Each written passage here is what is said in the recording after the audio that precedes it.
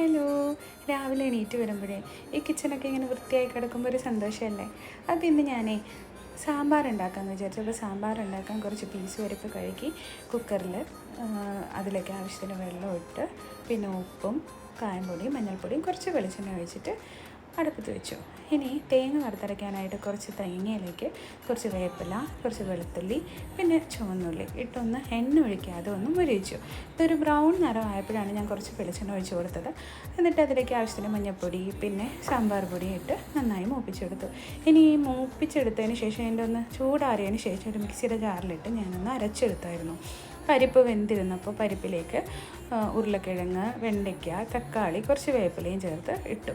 അപ്പം ഞാൻ വേറെ കഷ്ണങ്ങളൊന്നും ഇടാത്തത് എൻ്റെ മോന് വേറെ കഷ്ണങ്ങളൊന്നും കഴിക്കില്ല, അതുകൊണ്ടാണ്. അപ്പം അതിലേക്ക് ഞാൻ തേങ്ങ വറുത്തരച്ച മസാലയും ചേർത്ത് നന്നായിട്ട് ഇളക്കി അതിലേക്ക് ഒരു നാരങ്ങ വലുപ്പത്തിലുള്ള പുളി പിഴിഞ്ഞതും കുറച്ച് ശർക്കര നീരും പിന്നെ കുറച്ച് മല്ലിയിലയും ചേർത്ത് ഒന്ന് തിളപ്പിച്ചു.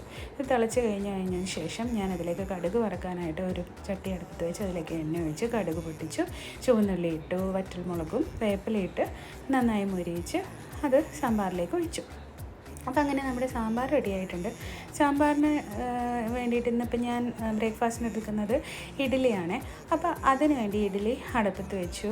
അങ്ങനെ ഇഡ്ഡലി ഉണ്ടാക്കി കഴിഞ്ഞിട്ട് പിന്നെ ഇവിടെ ചട്നിയൊന്നും ആർക്കും വലിയ താല്പര്യമില്ല. വെക്കുന്നതാണെങ്കിൽ തന്നെ ടൊമാറ്റോ ചട്നിയാണ് ഇവിടെ എൻ്റെ മോനാണെങ്കിലും ഇഷ്ടമുള്ളത്. അപ്പോൾ അത് ഇന്ന് ഉണ്ടാക്കിയില്ല. ഇന്നിപ്പോൾ ഞാൻ ഇഡ്ഡലി സാമ്പാർ മാത്രമേ ഉള്ളൂ. അപ്പോൾ ഇന്നത്തെ എൻ്റെ ബ്രേക്ക്ഫാസ്റ്റ് ഇഡ്ഡലിയും സാമ്പാറും ആയിരുന്നു.